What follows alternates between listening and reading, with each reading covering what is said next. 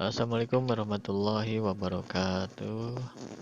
Mitra Sales British Channel dimanapun berada, berjumpa kembali dengan kami dalam sebuah cerita bersambung yang berjudul Jejak Roh Musa. Oke, mudah-mudahan cerita ini bisa menjadi hiburan buat para pendengar sekalian dimanapun berada. Jejak Roh Musa ini masih diambil dari bukunya Jejak Roh Musa ya, karya Ismardi, bagian yang kedua. Oke, untuk mempersingkat waktu, kita langsung saja ikuti ceritanya seperti apa. Selamat mendengarkan.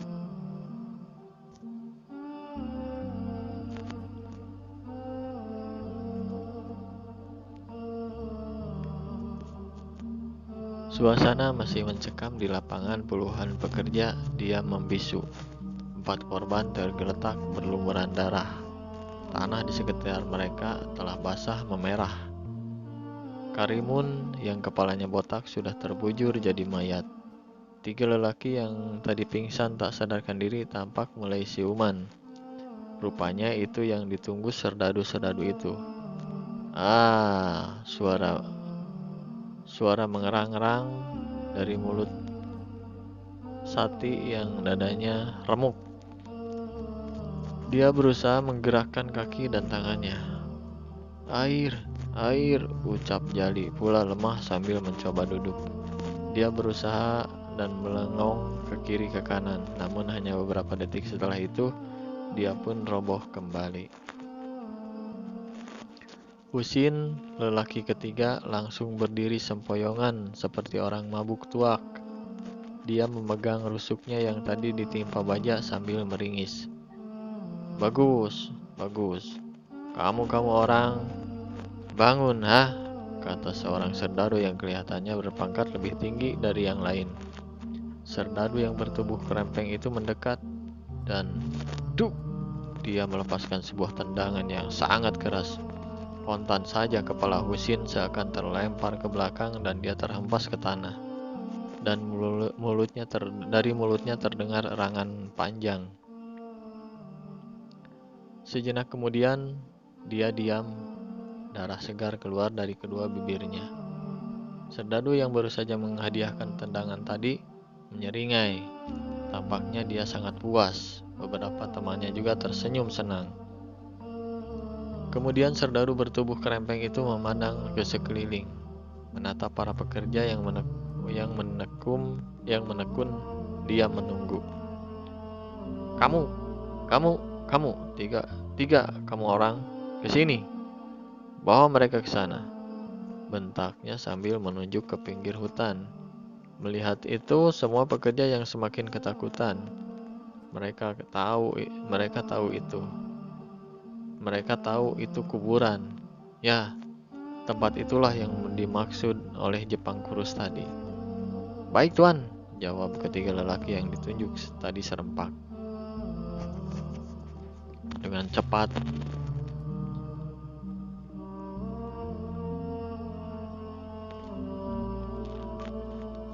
cepat mereka bergerak. Kamu juga ya, kamu orang yang berjenggot.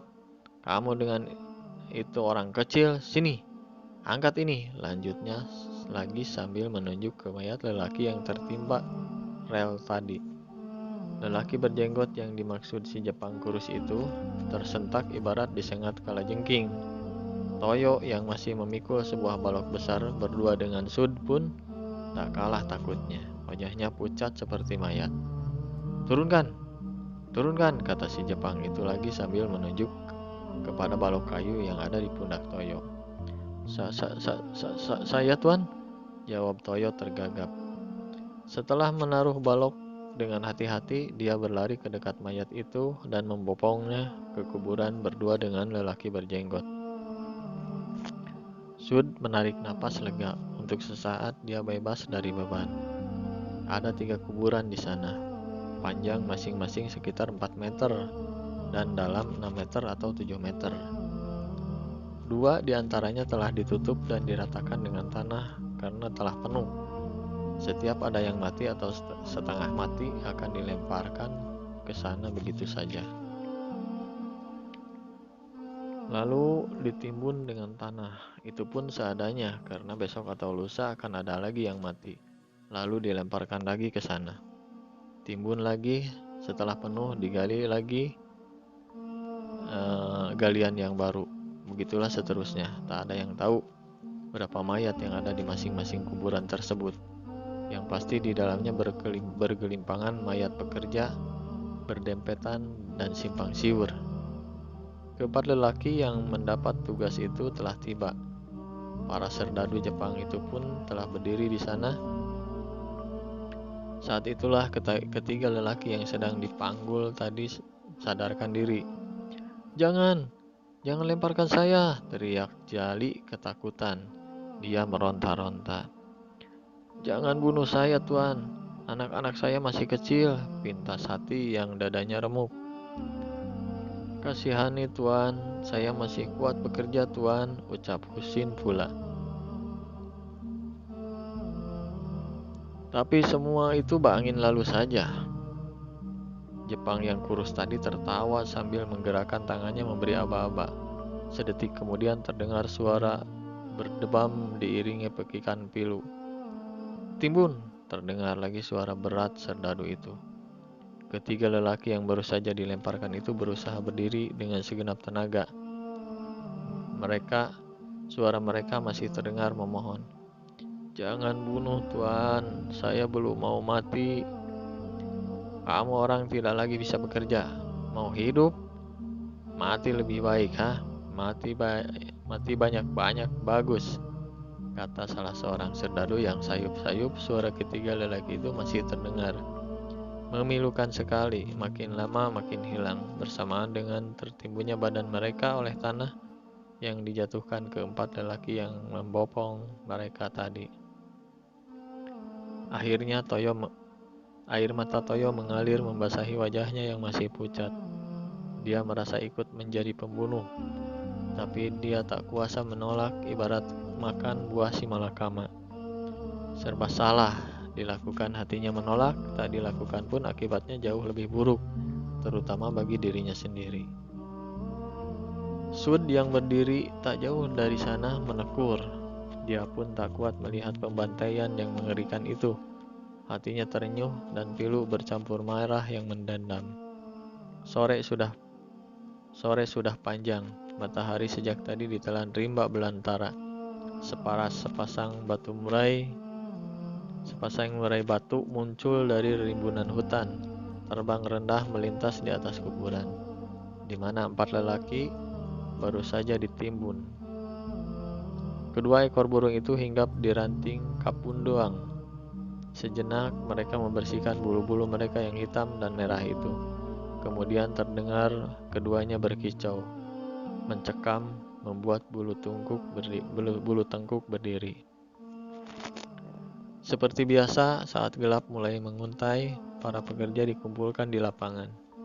Seorang serdadu memandu mereka menyanyikan lagu Kamigayo, lalu membungkuk menghormati Himomaru, bendera Jepang yang dikibarkan di depan barak komandan.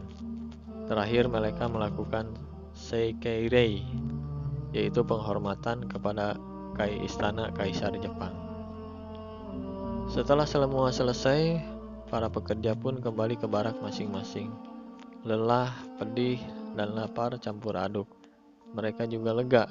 Derita dan siksaan untuk hari ini sudah berakhir. Namun mereka belum tahu nasib seperti apa yang akan diterima besok. Entah masih dapat mendengar merdunya suara burung di hutan sana, entah tidak. Bisa jadi esok hari mereka pula yang terluka, berdarah atau patah. Lebih dari itu, bukan tak mungkin merekalah yang akan menghuni kuburan tadi, dikubur hidup-hidup.